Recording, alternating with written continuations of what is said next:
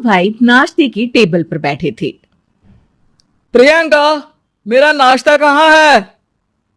भाभी, मुझे भी ऑफिस के लिए लेट हो रहा है। इस पर प्रियंका किचन में से दोनों के नाश्ते की प्लेट्स लेकर बाहर आती है।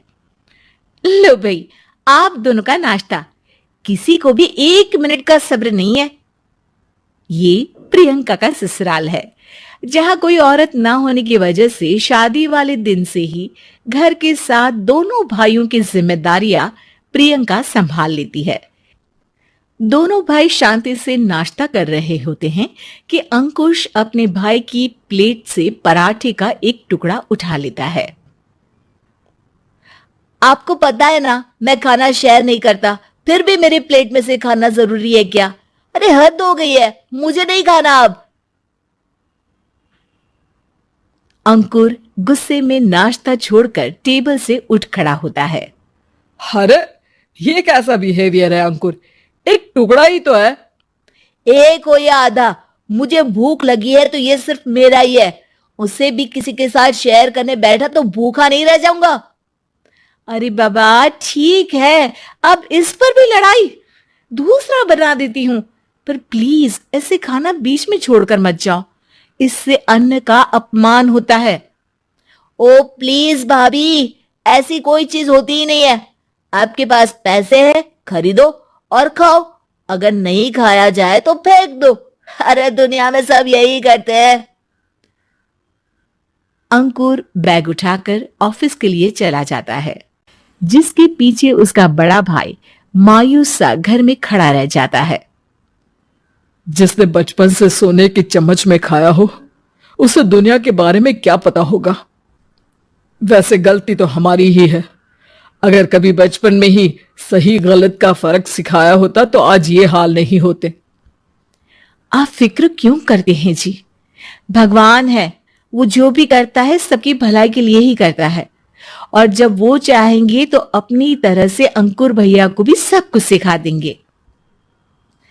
पत्नी की बात पर विश्वास कर अंकुश भी ऑफिस चला जाता है। सुबह से दोपहर होती है और अंकुर लंच करने ऑफिस के पास वाले रेस्टोरेंट में पहुंचता है, जहां वो एक साथ बहुत सारा खाना ऑर्डर कर देता है। सर, क्या कोई आपको ज्वाइन करने वाला है? नहीं तो क्यों? अब कुछ नहीं सर, ऐसे ही। वेटर चला जाता है और कुछ देर में अंकुर का ऑर्डर लेकर वापस आता है, जिस पर अंकुर सब डिशेस में से थोड़ा थोड़ा खाकर बाकी ऐसे ही छोड़कर बिल देकर चला जाता है। वाह भगवान, तेरी माया। कहीं कोई एक एक टुकड़े के लिए तरसता रहता है और ये 5 लोगों का खाना ऑर्डर करके एक का भी पूरा नहीं खाते। पैसे वालों की माया। वेटर टेबल साफ कर बचा हुआ सारा खाना लेकर रेस्टोरेंट के पीछे घूम रहे बच्चों के पास पहुंच जाता है, जिसे देख बच्चों के चेहरे खिल उठते हैं। वाह, आज इतना सारा खाना आया। थैंक यू भैया, भगवान आपको खाने की फैक्ट्री बना दे।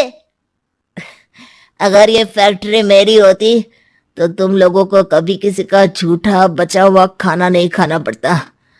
चलो तुम लोग खाओ, पर ध्यान रखो किसी को पता ना चले, नहीं तो मेरी नौकरी चली जाएगी।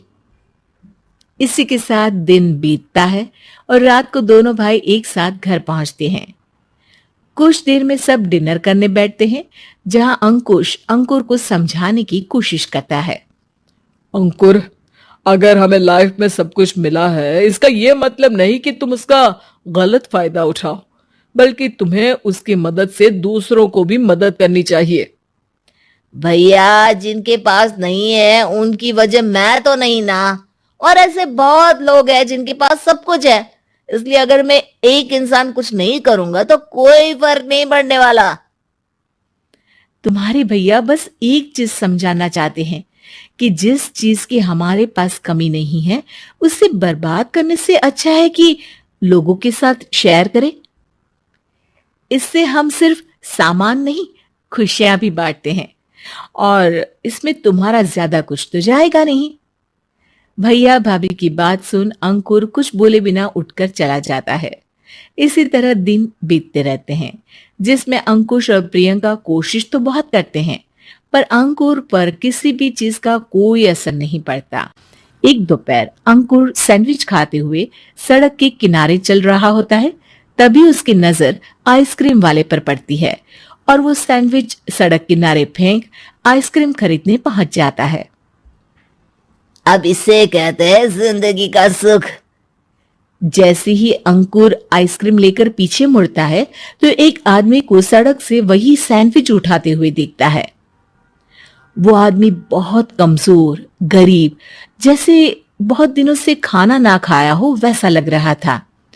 अंकुर उसके पास जाकर खड़ा हो जाता है। उसे देखकर आदमी सैंडविच अंकुर की तरफ कर देता है। आपको भी खाना है क्या? क्या हम इसे आधा आधा कर ले? मुझे बहुत भूख लगी है।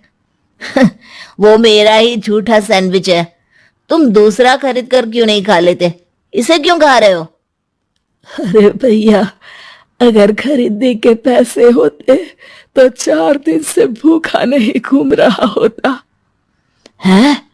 क्या तुमने 4 दिन से कुछ नहीं खाया, फिर भी इस आधे सैंडविच को मेरे साथ बांटने के लिए तैयार हो गए? क्यों? अरे भैया, पैसा नहीं है तो क्या हुआ, इंसानियत आज भी उतनी महंगी नहीं हुई और ना ही उस पर अमीर गरीब का टैग लगा है जो हम उसे रख ना सके। पर अफसोस, आजकल लोगों के अंदर पोषण, खून या विटामिन से ज्यादा इंसानियत की कमी होने लगी है। आदमी की बातों से अंकुर को समझ में आ जाता है कि वो आज तक कितना गलत काम करता आ रहा था। इसके बाद से वो अपनी किसी के साथ शेयर नहीं करने और खाने को बर्बाद करने वाली आदत को